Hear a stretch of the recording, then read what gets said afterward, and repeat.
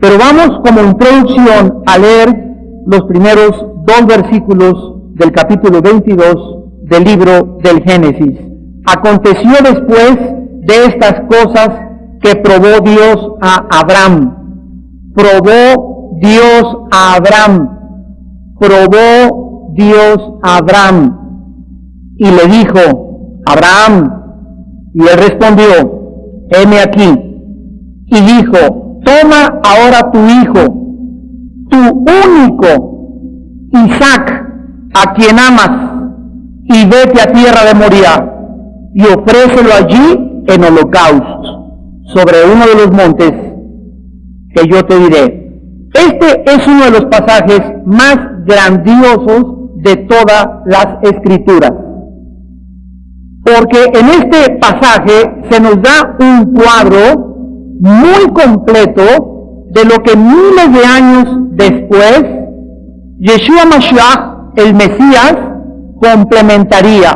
Aquí se nos da como un vislumbre, como una ilustración de lo que miles de años después acontecería en el mismo monte Moriah, donde en la tierra de Moriah, en el monte Gólgota, donde murió Cristo. Vamos a verlo más tarde eso, que lo que representa Isaac era lo que Jesucristo cumplió. Cristo era el antitipo y Isaac era el tipo. Abraham es un tipo del Padre y vemos como un antitipo al mismo Dios. Esto nos muestra que la Biblia es inspirada por Dios, porque esta armonía de las Escrituras, de la obra de Cristo, escrita con miles de años de anticipación y retratada con detalles tan maravillosos como los vamos a ver, nos hablan de la creación y de la inspiración del Dios de Abraham, Isaac y Jacob.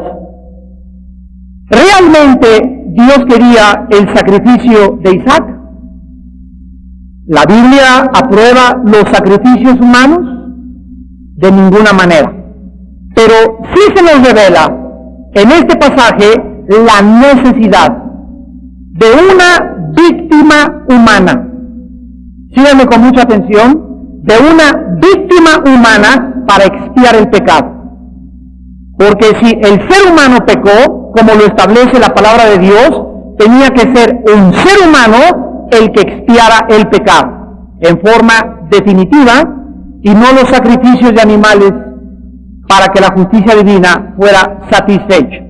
El problema está en que como todos pecamos, Romanos 3:23, y todos fuimos alejados, cuando Adán fue echado fuera del huerto y un querubín con la espada encendida, reflejando y representando el juicio de Dios, le prohibió al ser humano regresar al árbol de la vida. La espada representaba la justicia, los querubines la santidad de Dios. La justicia divina y la santidad de Dios impiden que el ser humano regrese al árbol de la vida.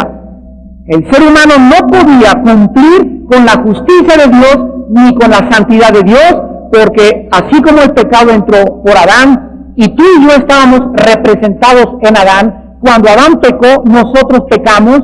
Cuando Adán fue expulsado, toda la raza humana genéticamente estaba en Adán, fuimos expulsados con él. Así como en Adán todos fuimos echados fuera, tenía que venir el segundo Adán, como se le llama en Romanos 5 y 1 Corintios 15, al Hijo de Dios.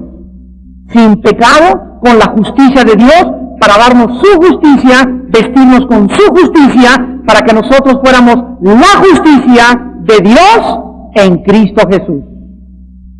Ninguna persona que quiera acercarse a Dios con su justicia, con sus buenas obras, con sus buenos sacrificios, podrá jamás ser aceptado por Dios.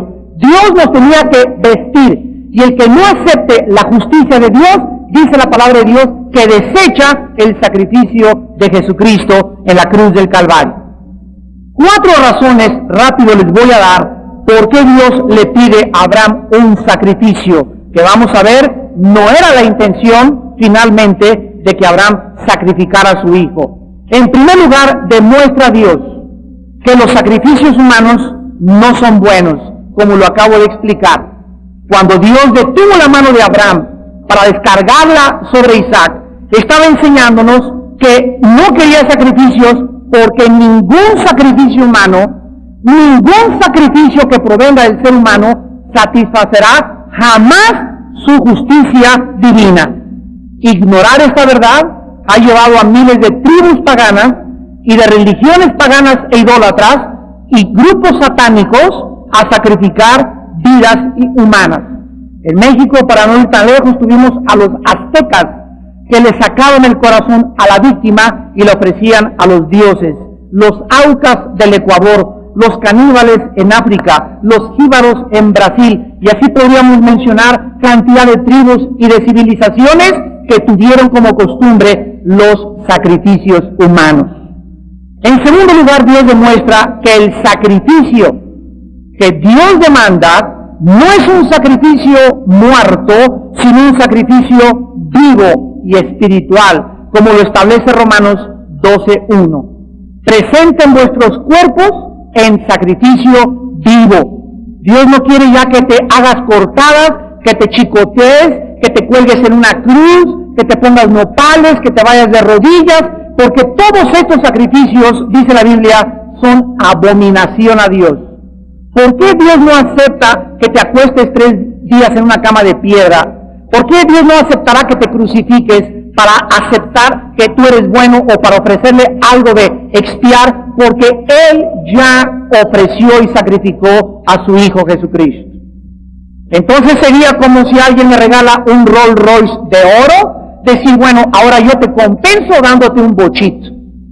Si Dios nos dio a su Hijo y no escatimó a su Hijo, ¿qué sacrificio humano podrá compararse con lo que hizo Dios en nuestro lugar en la cruz del Calvario?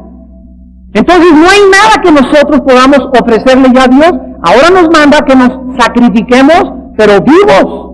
Que nuestro cuerpo, como dice 1 Corintios 9, 26 y 27, golpeemos nuestro cuerpo y pongamos nuestro cuerpo en servidumbre. Como dice Romanos 6, no reine pues el pecado en vuestros cuerpos, de manera que lo obedezcas en todas sus concupiscencias.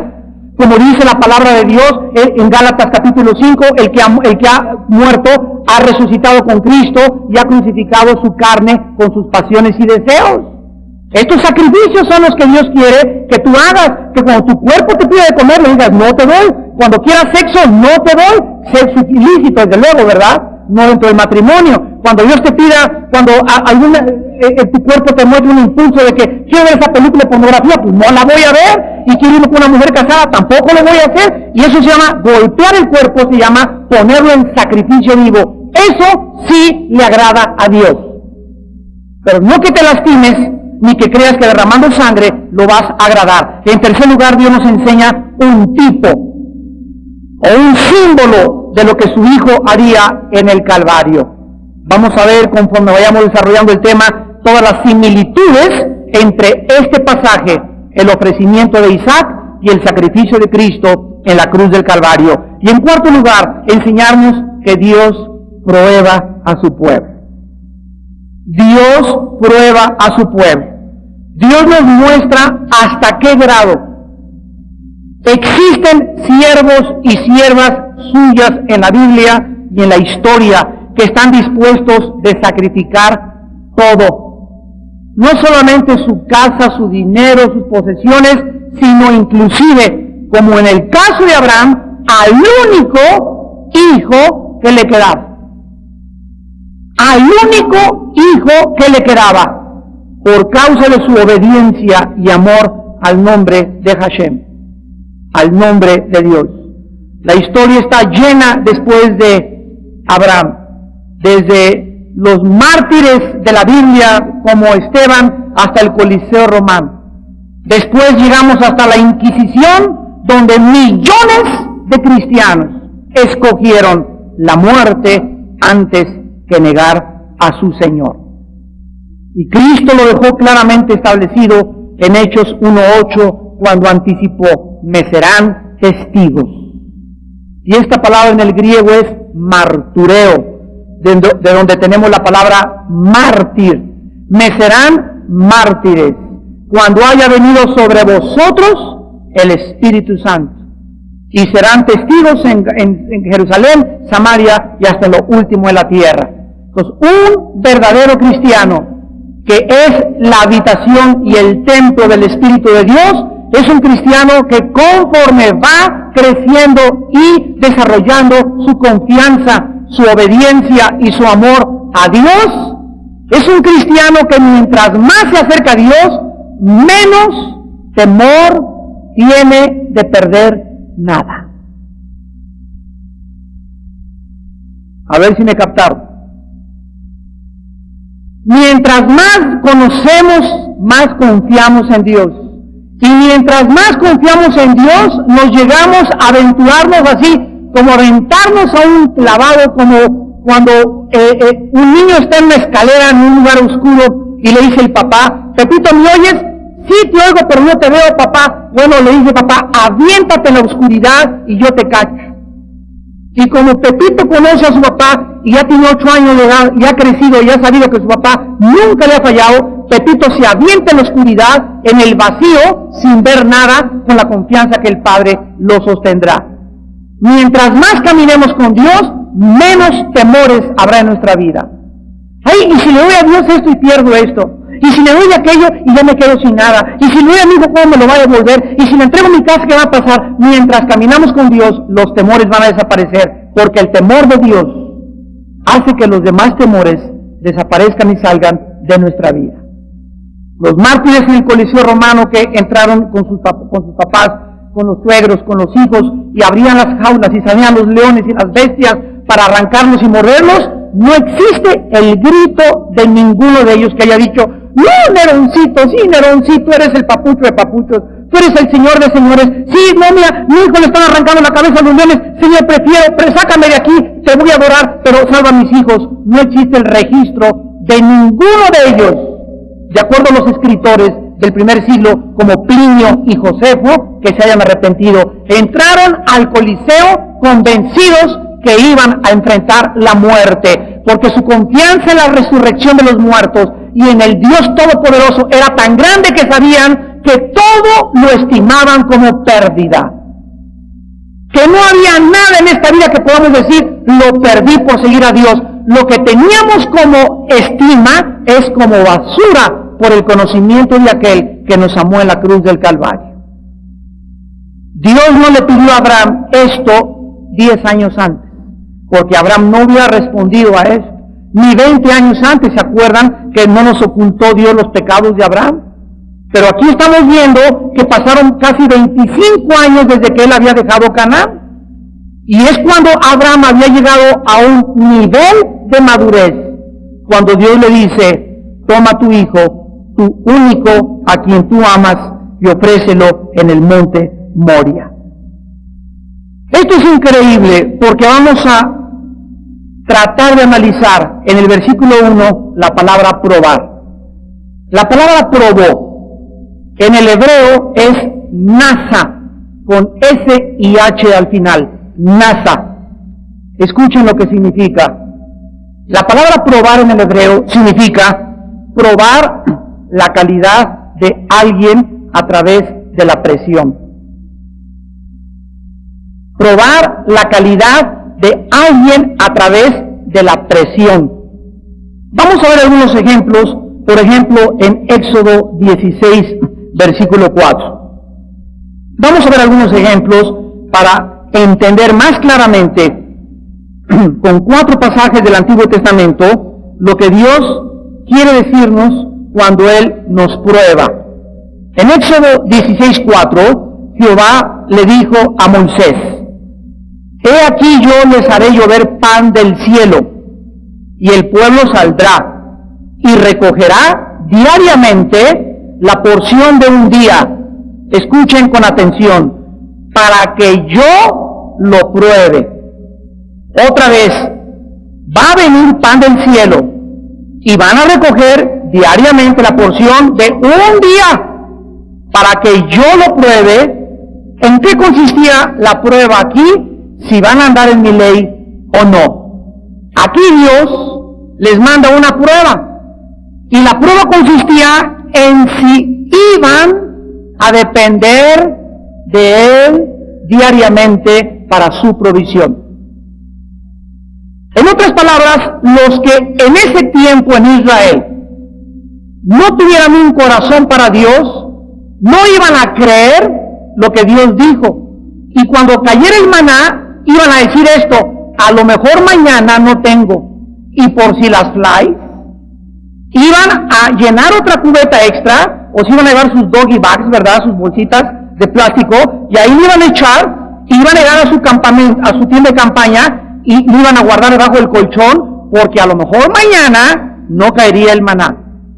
Entonces, todas aquellas personas que hicieron esto, reprobaron el examen, porque no confiaron en que Dios era poderoso para alimentarlos todos los días. Cuando Jesucristo vino en Mateo 6, les dijo a los discípulos: miren las aves de los cielos, ninguna de ellas tiene cuenta en Bancomer. Ninguna de ellas tiene petrobonos, ni tiene inversiones a plazo fijo, no tienen absolutamente nada, ni tienen graneros, ni siquiera amontonan gusanitos para el otro día. Se acuesta la mamá periquita, y la mamá pajarita, el papá pajarito, y los pajaritos se levantan, y no está la mamá pajarita, y le dice al papá pájaro: ¿y ahora qué vamos a comer mañana? ¿No trajiste gusanitos para mañana? Nada de eso, ¿verdad? Los pajaritos se acuestan, llega el papá pájaro, la mamá pájara. Dios los diseñó de esa manera para ilustrarnos algo. Cuando Jesús dijo: así rezaréis, el pan nuestro de cada día, dánoslo. No el martes, no el miércoles, no el jueves. Dios nos prueba para ver si nosotros realmente creemos que conforme a nuestros días, nuestras fuerzas. No os preocupéis del día de mañana. El día de la mañana su afán traerá. Basta cada día su afán, dijo Cristo a los discípulos. O sea, si hoy tuve problemas y quiero sumarle a los problemas que tengo hoy, los problemas que tengo mañana, pues ya no voy a disfrutar la vida, porque todos los días voy a estar pensando en el problema que tengo mañana, el problema que tengo el martes, cuando ni siquiera esos problemas han llegado a mi vida. Y ahí es cuando mi vida comienza a llenarse de ansiedad, de los afanes de la vida, de no creer que Dios es poderoso para alimentarme y bendecirme, de no creer que diariamente Él me va a enviar su maná. Y cuando yo caigo en la ansiedad, caigo en el pecado, porque estoy desconfiando del poder de Dios. A ti y a mí, Dios nos va a probar si andamos en su ley. Veamos otro pasaje en Deuteronomio 8. Deuteronomio 8, versículo 2. Aquí Dios, es el libro de Devarim en hebreo, Deuteronomio es Devarim, en griego es Deutos, dos, nomos, ley. Deuteronomio traducido literalmente significaría la segunda ley, porque es la segunda vez que se repite la ley del libro del Éxodo, pero en el hebreo es Devarim. En Deuteronomio 8, versículo 2, Dios le dice al pueblo: te acordarás de todo el camino por donde te ha traído Jehová tu Dios estos 40 años en el desierto para afligirte. ¿Para qué? Ahí está la palabra nasa otra vez, para probar la calidad que había en tu vida interior a través de la presión del desierto. Podríamos traducirlo parafraseando esto. Dios te trajo por 40 años en el desierto, ¿con qué propósito? El propósito de Dios, desde que salieron de Egipto e introducirlos a la tierra de Canaán, fue: antes de darles comida, sábanas, un buen coche, una buena casa, prosperidad y bendición, tienen que recordar: mi pueblo, durante toda la vida de Cristo, no hay gloria sin cruz antes. No hay sufrimiento, no hay victoria si no hay sufrimiento. No puede haber victoria si no hay guerra antes. Entonces nadie va a ser coronado de gloria y de honra sin antes haber pasado las pruebas. Dios los trajo en el desierto para probarlos, para saber lo que había en tu corazón. Si habías de guardar o no sus mandamientos. Muchas veces Dios, como en el desierto, los sacó casi 2 millones de personas y se acabó la comida. A ver, ¿qué van a hacer ahorita? A ver, ahorita está Dios interesadísimo en qué vas a hacer si acabas de perder tu trabajo. A ver qué va a hacer Pancho ahorita. Lo quiero ver. A ver, los ángeles nos están observando. Vamos a ver la casa de Pancho. Vamos a ver cómo llega a su casa. Vamos a ver si llega corajudo, si ya perdió los estribos, si se acuesta fumando, si ya va a volver a agarrar la botella. Vamos a ver qué hace bajo presión. Vamos a ver qué hace Paquito ahorita que se le acaba de ir Paquita. Paquita le dijo que tenía a otro canchanchan y que ya no le gustaba. Vamos a observar qué hace Paquito bajo esta presión, bajo esta humillación, si va a tener celos, si la va a golpear, si va a decir así todas las mujeres. Vamos a ver cómo reacciona. Vamos a ver cómo reacciona Jorge ahorita que acaba de ser disciplinado y exhortado. Vamos a ver qué dice, vamos a ver qué murmura, vamos a ver cómo reacciona su corazón. Todas las cosas que atravesamos en la vida revelan lo que tenemos dentro. Y de acuerdo a la reacción, pasamos o no pasamos la prueba. Me encontré con un hermano el otro día, no me acuerdo de qué iglesia era. ¿Cómo estás? Le dije, hace mucho tiempo que no te veo. Me dice, sí, pues tuve esa iglesia, pero tú no sabes esa iglesia, tuve una división, y yo era los líderes en estas cosas. Y digo, ¿y cómo te encuentras? Porque te veo muy amargadón. Me dice, pues sí, pues ¿qué quieres que haga? Le dije, José, en el Antiguo Testamento, no reaccionó como tú.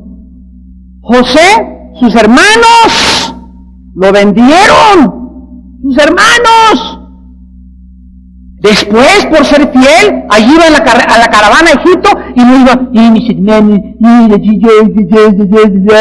llegó a Egipto y gloria a Dios, y lo contrataron por el carácter que tenía. Dios no le cerró las puertas, le dio gracia, porque no se amargó en la caravana desde Israel hasta Egipto, y al llegar a Egipto le dieron trabajo. ¿Y qué crees? Después de que le dan trabajo por ser fiel, lo corren de su trabajo y además lo mandan al reclusorio Oriente, por no meterse con la esposa del jefe de su trabajo. Y ahí en la cárcel, ay, para eso que soy fiel, y para eso soy cristiano, ya me va como en feria, puro sufrir y sufrir y sufrir. ¿Eso hizo José? Le preguntó a este hermano. No. Y después, ¿qué crees? Que pasó la prueba. ¿Qué hizo Dios? Lo sacó de la cárcel como primer ministro de industria y comercio del imperio más grande de esos tiempos. Porque pasó la prueba de la amargura. Yo les decía, cuando tuvimos aquí de misiones proféticas a los líderes, el líder que pasa la prueba de la amargura está en Canaán. La prueba más difícil de pasar. Que el mundo te agreda, que el mundo sea hostil, que recibas bofetadas y que tú te mantengas alegre, gloria a Dios, bendiciendo y alabando a Dios, porque lo contrario es amargarte. Siervo y sierva que se amargan. Hebreos 12. Cuídense de ellos, mirad que no brote alguna raíz de amargura, que dejen de alcanzar la gracia de Dios. La amargura te bloquea la gracia de Dios, el favor de Dios, y los amargados se juntan entre ellos y hacen bolita entre ellos, porque lo semejante atrae a lo semejante. Por eso nos manda la Biblia, fíjense, abran los ojos y retírate de esas personas, porque dice Hebreos 12, contaminan, te contagian. Una madre amargada contagia y amarga a sus hijos. Un padre amargado amarga a su esposa y a toda su casa. Una mujer amargada amarga a su esposo a la larga, y al ratito ya pide esquina el pobre marido. En un club de fútbol, imagínense ahora que llegó Aguirre, que empató con Paraguay, México y que le ganó Brasil, etcétera, etcétera. Le preguntaron anoche a Aguirre, oiga, bueno, ¿usted qué técnica tiene psicológica? Y dice, me fijo que no entre en ninguno de nosotros un jugador amargado o desanimado, porque me contagia a todos. Y ahorita lo estoy rolando a todos, todavía no puedo decir cuál es la selección mexicana perfecta, pero les puedo decir que si hay algún jugador que esté desanimado y amargado, estoy tratando de fijarme para sacarlo del equipo, porque me contagia a todos los demás. Eso sucede en el fútbol, cuanto más nos sucederá en la vida cristiana. En Jueces, vayamos a Jueces ahora, capítulo 2, después de Deuteronomio, sigue Josué y después Jueces. 2 libros después de Deuteronomio, no te vayas hasta Apocalipsis. Jueces 2, versículo 20 al 23. Me tengo que detener en esto para darles una exposición a ustedes para que entiendan por qué Dios probó a Abraham y entiendan el pasaje, aunque no lo acabemos en esta noche. Dice en Jueces 2, 20 y 23. Miren cuántas pruebas. En Éxodo, el maná. En Deuteronomio, el desierto explica qué fue lo que pasó. Y aquí en Jueces 2, 20 al 23, y la ira de Jehová se encendió contra Israel y dijo, por cuanto este pueblo traspasa mi pacto que ordené a sus padres y no obedece a mi voz, tampoco yo volveré más a arrojar de delante de ellos a ninguna de las naciones que dejó Josué cuando murió. Vamos a detenernos.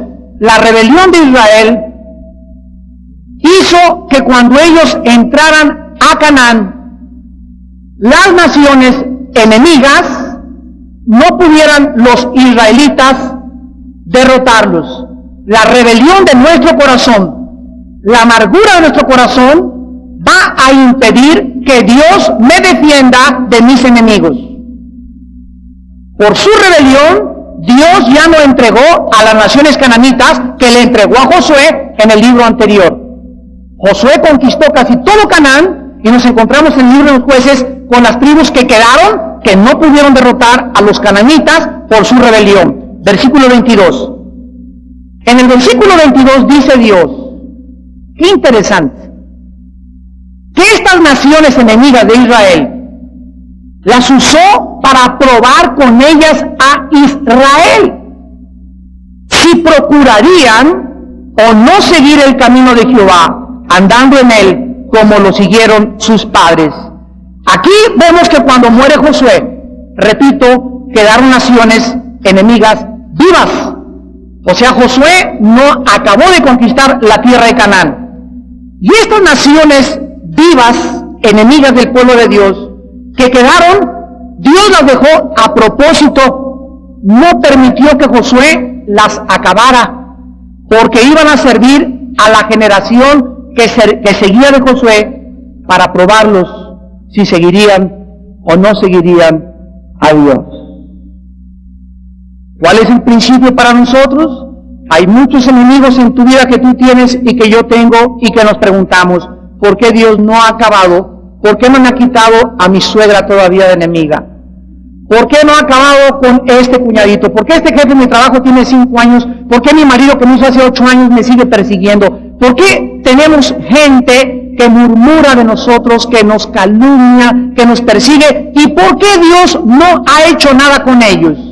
En esta noche tenemos luz de Dios y Dios nos contesta, porque te sigo probando a través de lo que dicen de ti. Quiero seguir viendo hasta dónde llegas en tu perdón a ellos. Muchos de ustedes, Dios les contesta en esta noche porque has sido rebelde y tienes un año que eres un cristiano apático, eres un cristiano mediocre, eres un cristiano carnal, y voy no solamente a permitir los enemigos, sino que voy a levantarte más enemigos en tu vida. ¿Por qué? Por cuanto fuiste rebelde a mi voz. Y a otros para probar lo que hay en tu corazón, la prueba del rencor. Y finalmente vayamos a 2 de Crónicas, capítulo 32. El segundo libro de Crónicas, capítulo 32, versículo 31. Ojalá que con todos estos pasajes tengan ustedes una idea más amplia. Lo que la Biblia dice, Dios prueba el corazón humano. Nos prueba cada día, cada semana, cada mes, cada año, son diferentes pruebas. Muchos de ustedes ya tienen como 10 reprobadas desde hace 2 años y no han pasado hace 1 año una sola prueba. Muchos de ustedes, quiera Dios que no sean muchos, también los que no se ven allá por televisión. Y muchos de ustedes ahí se van a quedar. Cuando una persona no pasa una prueba, Dios no es como el maestro que le das una botellita para que te pase. Dios dice, si no pasas el examen, ni siquiera te voy a pedir trabajos extras ni tareas extras. Si no pasas el examen, escucha esto, dice Dios, ahí te quedas hasta que lo pases. Los judíos se quedaron 40 años en primero de primaria. 40 años. Es un ejemplo. Lean 1 Corintios 10, del 1 al 10. Estas cosas que pasaron en el Antiguo Testamento sucedieron como ejemplo a nosotros, los que hemos alcanzado y llegado a los finales de la última generación, tal vez antes de que Cristo venga, para que aprendamos a no fornicar como ellos fornicaron, a no ser idólatras como ellos fueron idólatras, a no murmurar como ellos murmuraban y se quejaban de todo en sus vidas. Son un ejemplo a nuestras vidas. Y tenemos que entender eso, que si tú no pasas la prueba, ahí te quedas 10, 20, 30, a lo mejor yo le decía a mi esposo hoy en la tarde, y esto es una realidad, ¿verdad? Hay muchos hermanos y hermanas que tú ves y que tienen ese tipo, ¿no? Es la clásica mujer que no pasa una prueba en su vida. Toda su vida va a ser igual esa hermana. Toda su vida va a ser igual ese hermano. Vas a verlos dentro de 20 años y van a ser exactamente iguales. Están pasando las mismas pruebas, se están quejando de lo mismo, no han crecido una pulgada en la vida espiritual. ¿Cuántos de ustedes están pasando las pruebas de Dios? Dice en 2 de Crónicas 32, 31, mas en lo referente a los mensajeros de los príncipes de Babilonia, que enviaron a él para saber del prodigio que había acontecido en el país, Dios lo dejó para probarle, para hacer conocer todo lo que estaba en su corazón. Permítanme explicarles lo que está pasando aquí. Aquí tenemos al rey Ezequías, un rey que iba muy bien, muy bien, muy bien, muy bien, muy bien. Y resulta que Dios, para que lo pudiera aprobar como un rey, ya como un líder calificado, miren todo lo que un líder tiene que pasar, tenía que pasar una prueba que se llama, qué chistoso y qué insignificante parece a nuestra percepción, la prueba de la discreción. La prueba de que no era chismoso, para poder hablar en nuestro idioma. Los mensajeros que fueron con el rey Ezequías llegaron de Babilonia y llegaron con Ezequías y le preguntaron: oye rey, sabemos que aquí en Jerusalén está lleno de bendiciones y de tesoros, etcétera, etcétera. Y estos mensajeros, sin que tampoco los mensajeros lo supieran, eran instrumentos de Dios para saber si Ezequías iba a ser discreto en cuanto a los tesoros que había escondido en Israel. Vayamos rápidamente a Isaías 39 y veamos la historia en 7 versículos. Isaías capítulo 39, del 1 al 7. Miren ustedes la explicación por el profeta Isaías de lo que sucedió con el rey Ezequías en el segundo libro de las Crónicas. En aquel tiempo, Merodach Baladán, hijo de Baladán, rey de Babilonia, envió cartas y presentes a Ezequías, porque supo que había estado enfermo y que había convalecido. Y se regocijó con ellos Ezequías y les mostró la casa de su tesoro, plata y oro, especias, ungüentos preciosos, toda su casa de armas. En otras palabras, Ezequías, todos los mensajeros que mandó este rey de Babilonia, los metió a su palacio y les abrió lo que no debió haberles enseñado ni mostrado. Reveló secretos de Estado, no permitido para un líder ni para un estadista. Le abrió todos los secretos. Y en aquel tiempo no había espías, Y dice el versículo 3, entonces el profeta Isaías vino al rey Ezequías y le dijo, ¿qué dicen estos hombres y de dónde han venido a ti? Y Ezequías respondió, de tierra muy lejana han venido a mí de Babilonia. Vean ustedes el profeta de parte de Dios. Dijo entonces, ¿qué han visto en tu casa? Y dijo Ezequías, todo lo que hay en mi casa han visto, y ninguna cosa hay en mis tesoros que no les haya mostrado. Entonces dijo Isaías a Ezequías, oye palabra de Jehová de los ejércitos, he aquí vienen días en que será llevado a Babilonia todo lo que hay en tu casa, y lo que tus padres han atesorado hasta hoy, ninguna cosa quedará, dice Jehová. De tus hijos que saldrán de ti y que habrás engendrado, tomarán y serán eunucos en el palacio del rey de Babilonia. Y dijo Ezequías a Isaías, la palabra de Jehová que has hablado es buena, y añadió, a lo menos haya paz y seguridad en mis días. El momento en que Ezequías le abre los tesoros, no sabía que los mensajeros eran instrumentos de Dios, enviados por Babilonia. Babilonia, el rey, quería mandarle a Ezequías, e Ezequías cometió el error más trágico de toda su vida, el que jamás ninguno de nosotros podemos cometer. Ten cuidado de abrir los tesoros de tu corazón a una persona que no conozcas, porque esa persona te va a crucificar. Ten cuidado de que porque ya tienes tu novicito, tu novicita, le cuentas a tu novia tu vida, tu dicha, el acto de nacimiento de tu abuelita, donde naciste, etcétera, etcétera. Ten cuidado de abrir tu corazón a cualquier persona. Desgraciadamente, son contadas las personas a quien podemos hacer esto, abrir nuestro corazón y saber que no lo van a usar en nuestra contra. Y Dios va a mandar a tu vida, y me va a mandar a mi vida personas, y cuando nosotros fallamos en esto, estamos descalificados para ser líderes. ¿Por qué? Porque hay cosas que Dios quiere que nosotros guardemos, como cuando el ángel se le apareció a María, 2 veces se dice, y María guardaba todas estas cosas en su corazón. Y cuando dio la profecía, y María guardaba estas cosas en su corazón. En lugar de, ay, ¿qué crees, manita? Se me apareció un ángel y tuve una visión, y Dios, el arcángel de ayer, y vi a Juan Diego anoche a la 1 de la mañana. Le llaman a las hermanas, ¿verdad? Y tengo esta visión, y tengo este sueño, cuando no saben todavía si es de Dios, si no es de Dios, y comienzan a aventar información al aire que se les va a regresar. Porque si no es de Dios y lo hicieron solamente para ser reconocidas, o para ser reconocido, o para contar algo extraordinario, esa información se convertirá como un boomerang, y te pegará y será la causa de tu caída y del juicio de Dios en tu vida. ¿Cuántas formas tiene Dios de juzgarnos, verdad? Y de probarnos.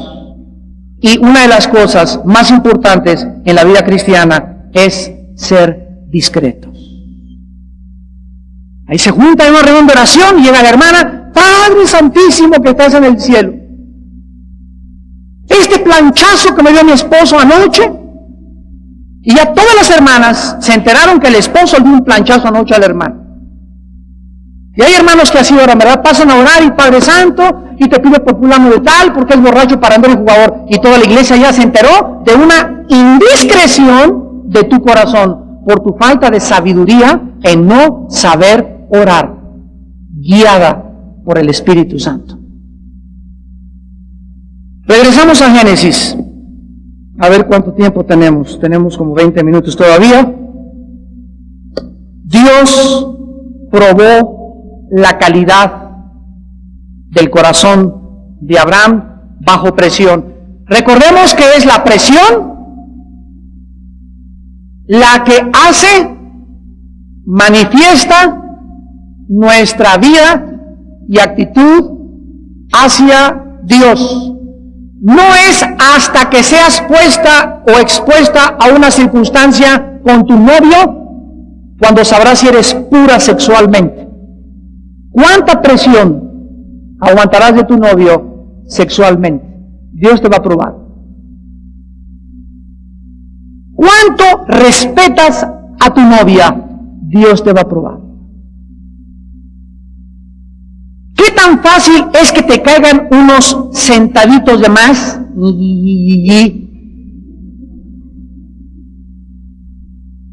Para que en el momento que te caigan, inmediatamente, ¿verdad? Vénganos a tu reino. Te olvidas de Dios y no sabes que ese dinero extra, ese negocio extra, esos socios extras, esa prosperidad que Dios te permitió, era una prueba para saber lo que había en tu corazón, si habías de seguir en la ley de Dios. Abraham llega a la suprema prueba y a la cuarta crisis de su vida. Dios le pedía no que entregara su casa, no que entregara a Sansón su perro, no que entregara sus jarrones chinos, no que entregara todos sus trajes, no que entregara sus coches, no que entregara las cuentas de su banco. Dios le pedía a Abraham. Aquel ser humano donde Abraham tenía toda su esperanza, donde Abraham tenía todo su futuro, aquel ser humano que era el único que le quedaba. Cuando salió de Canaán, dejó a sus familiares, primera prueba. Segunda prueba, dejó a su sobrino Lot. Tercera prueba, sacrificó a Ismael y agarras tu maleta y fuera. Aquí no vas a causar problemas en la casa. Y cuarta prueba, al único hijo que le quedaba. La prueba suprema de su vida. Dios le pedía que entregara a Isaac, aun cuando Abraham no comprendía el plan de Dios. Vamos a ver en el desarrollo de todo el estudio que Abraham no parpadeó, Abraham no dudó, Abraham no discutió. Cuando le dijo Dios, agarra a tu hijo y llévalo y entrégalo en holocausto, no oímos que haya dicho Abraham, ¿qué dijiste? Dios le hubiera acusado que está sordo. Señor, ¿entendí bien? ¿No sabes que yo soy Dios? Yo hablo claro. Le hubiera contestado Dios. No hubo ninguna duda, y aquí podemos comenzar a ver uno de los tipos más grandes en el Antiguo Testamento. Regularmente hemos visto, al analizar este pasaje, que es Isaac el que sale de las páginas mostrándonos y simbolizándonos, como dijimos al principio, o proyectando al Hijo de Dios. Pero muy pocos hemos visto aquí el corazón del Padre. Miren ustedes las palabras en el versículo 2. Toma ahora tu hijo. Miren ustedes la palabra, tu único. ¿Saben cómo fue llamado Jesucristo? El unigénito. ¿Qué significa esto? Nosotros somos hijos por adopción, pero Jesucristo es el único en su género, hijo de Dios, Dios en la carne. Aquí vemos nosotros al corazón del Padre, tu único hijo Isaac. Miren lo que a continuación dice, a quien amas. Y si leemos Romanos 8:32 en adelante, la Biblia dice, al que no escatimó a su único hijo. Abraham le fue perdonado al final de entregar a su hijo, pero Dios, el Padre, no lo perdonó. En la cruz del Calvario, el Hijo de Dios, el Padre con el fuego, la leña, la madera y el cuchillo, que es su justicia, el Padre en la cruz descargó sobre su Hijo su ira, castigó a su Hijo en tu lugar y en mi lugar. Él, miles de años después, no perdonó a su Hijo Jesucristo. Si te parece espantoso esto, comencemos a adentrarnos en el corazón de Dios. Abraham demostraba aquí que estaba en una actitud en la vida de amar a Dios sobre todas las cosas. Miren ustedes, hermanos, lo que representa este sacrificio y esta prueba de Abraham. Cuando Dios me dice, Mateo 22, 37 en adelante, ámame con todo tu corazón y con todas tus fuerzas, vamos a entender la sabiduría de Dios. Me está diciendo que Dios, mira, esa es tu mamá, tu hijo, tu perro, tu gato, tu casa, tu cuñado, no sé quién sea el objeto más grande de tu amor y tu posesión más preciada en la vida. Dios me dice esto cuando camino 10, 15, 20 años con Él. Conforme va pasando el tiempo, Dios nos va aflojando las manos de todos aquellos que amamos con todo nuestro corazón, porque dice, me amarás a mí con todo el corazón. Con todo el corazón significa el 100%, porque si a Dios le doy el 98% y el 2% a mi mamá, el 2% a mi esposa, el 2% a mis hijos, ya mi corazón no es entero de Dios. Síganme con mucho cuidado. Ya no es 100% a Dios, y Él me pide 100%, me dice que con todo mi corazón y con toda mi mente. Ahora bien, ¿por qué me pide Dios esto? ¿Qué acaso me está pidiendo Dios que me despegue de las cosas y que no ame a mi esposa y que no tenga amor por mis hijos? No me está diciendo esto. Me está diciendo lo siguiente. Me está diciendo, mira, vamos a poner que es tu esposa. Si tú amas a tu esposa y te aferras a ella y estás agarrado a tu esposa y tu esposa es lo único, y si se muere tu esposa, ¿estás seguro que te morirías tú de tanto que la amas? Dice el Señor, vas a sufrir cuando se muera. Porque si es tu esposa se va a morir, si es tu perro se va a morir, tu casa algún día se va a echar a perder, tus hijos se van a partir. No hay nada en la vida a la cual nos aferremos que no sea temporal, que no sea sujeto a corrupción, que no sea solamente algo que va a durar como un peregrinar.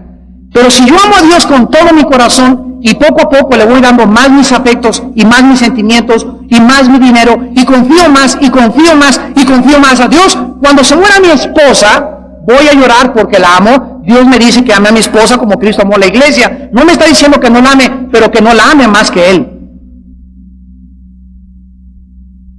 Dios quiere que ames a tu hijo, pero que no lo ames más que Él.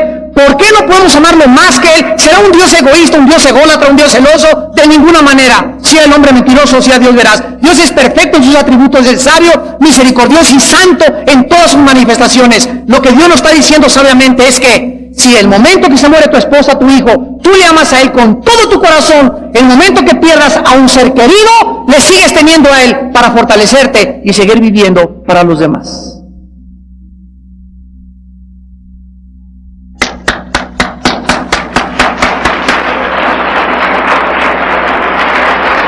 Sabiduría de Dios.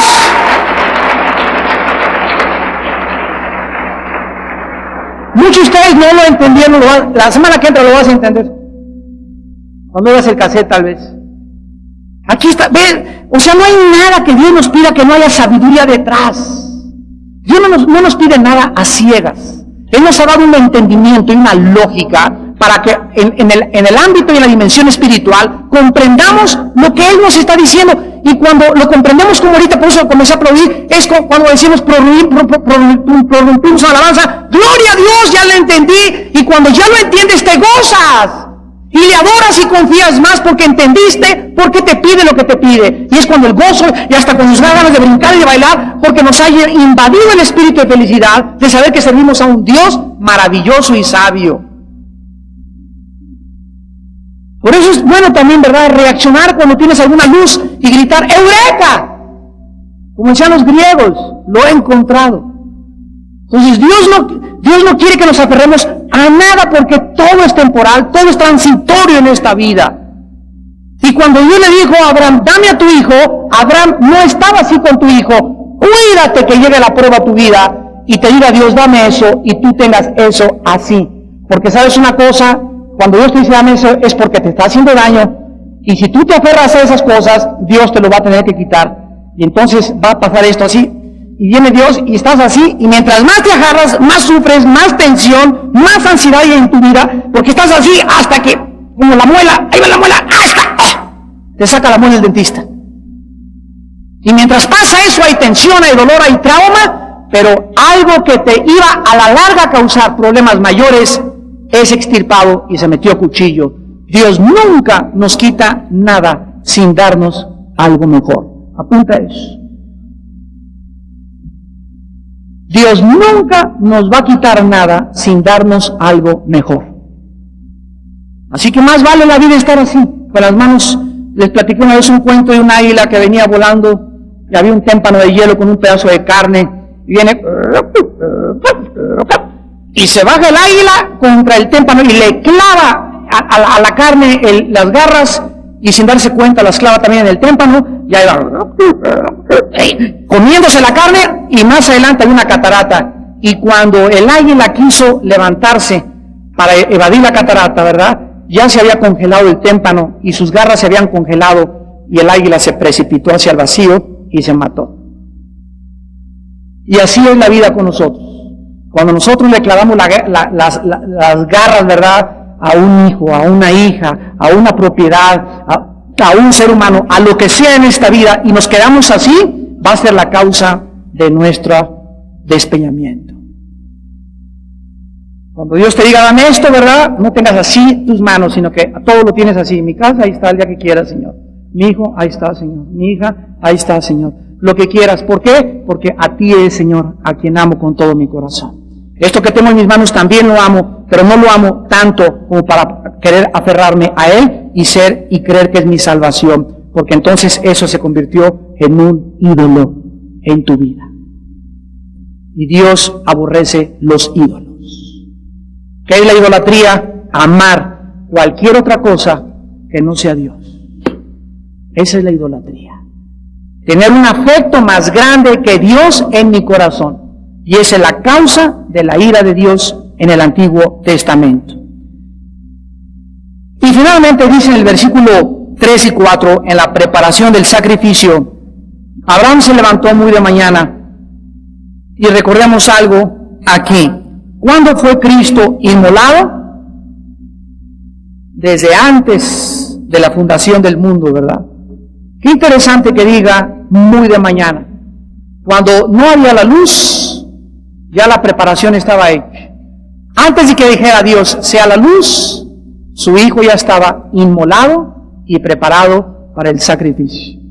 No van a ver todos los detalles, aquí están escondidos tantas cosas.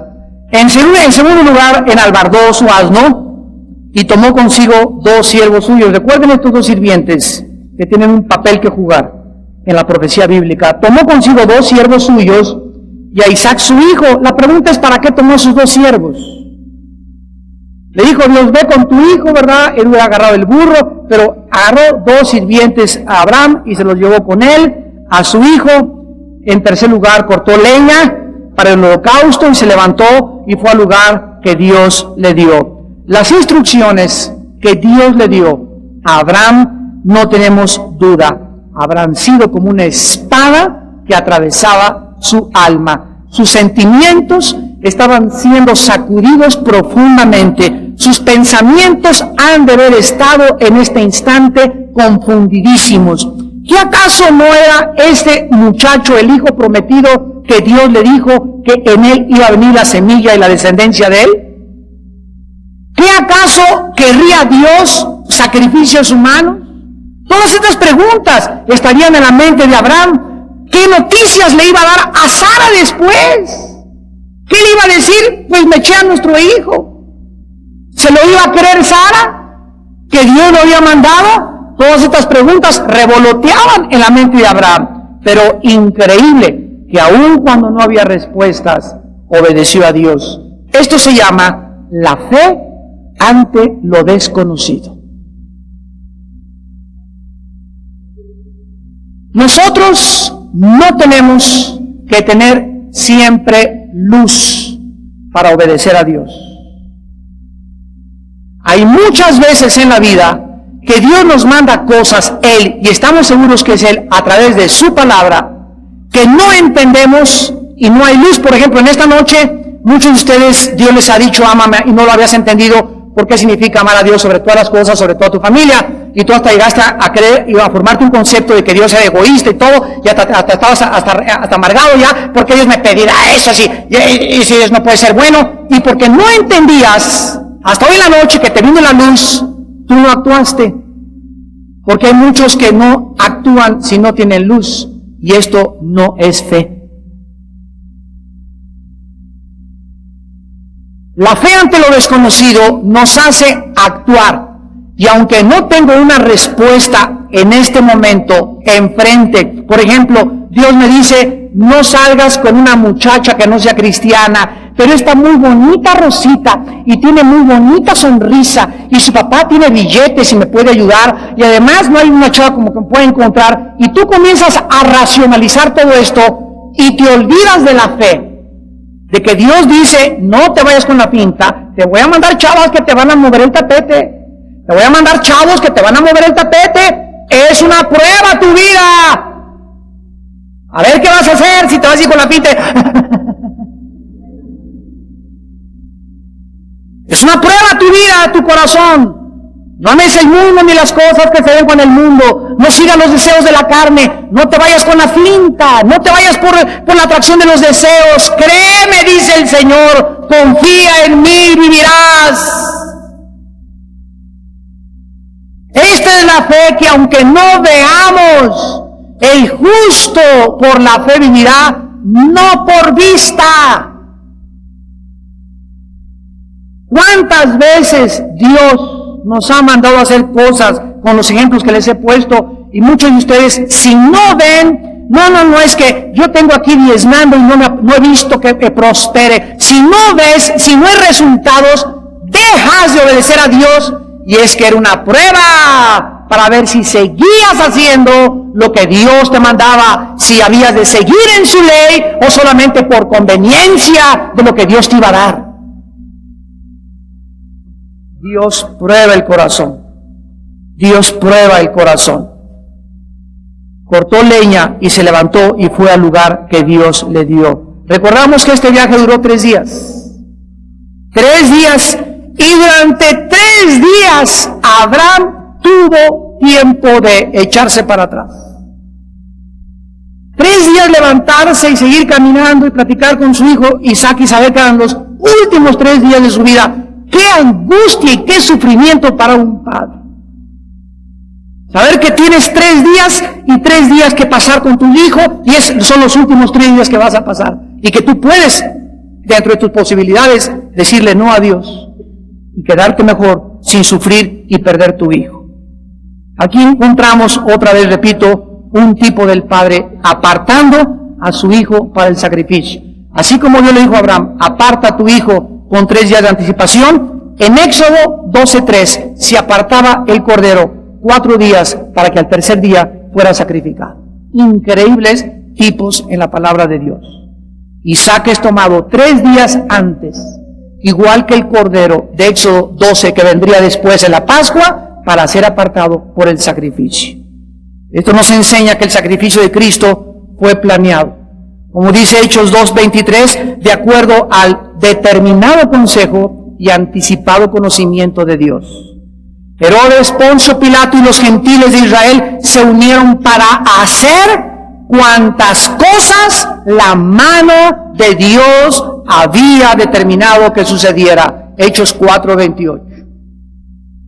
Cristo fue el Cordero inmolado desde antes de la fundación del mundo. Primera de Pedro 1:20. Esta es la razón por la cual Abraham se levantó muy de mañana.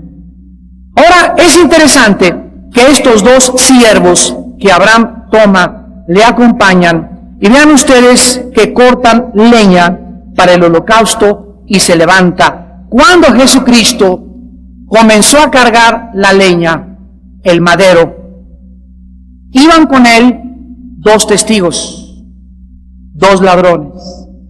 Y cuando le siguieron, ¿verdad?, hasta el monte Calvario, ahí los 3 fueron crucificados. Sin embargo, estos 2 testigos, dice Deuteronomio 19:15, que el número 2 en la Biblia significa número de testigos. Ante 2 testigos constará todo hecho y toda evidencia. Deuteronomio 19:15. Y estos 2 siervos que Abraham llevaba estaban tipificando a los 2 ladrones, a los 2 testigos que estuvieron junto a Cristo. Pero escuchen esto.